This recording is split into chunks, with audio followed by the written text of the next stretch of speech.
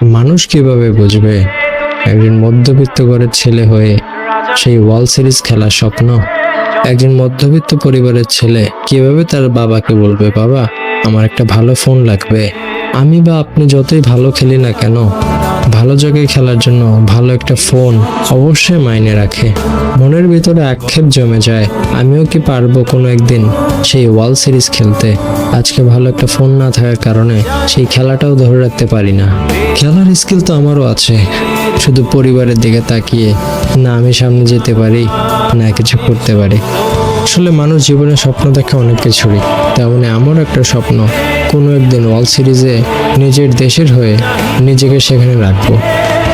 যখন হয়তো নিজের পায়ে দাঁড়িয়ে পড়ব, তখন হয়তো স্বার্থ হবে কিনা, কিন্তু তখন খেলার আর বয়সটাই থাকবে কখন, গেমটাই থাকবে কতক্ষণ। যখন ইচ্ছা থাকে তখন মধ্যবিত্ততার কারণে কিছুই করতে পারিনি।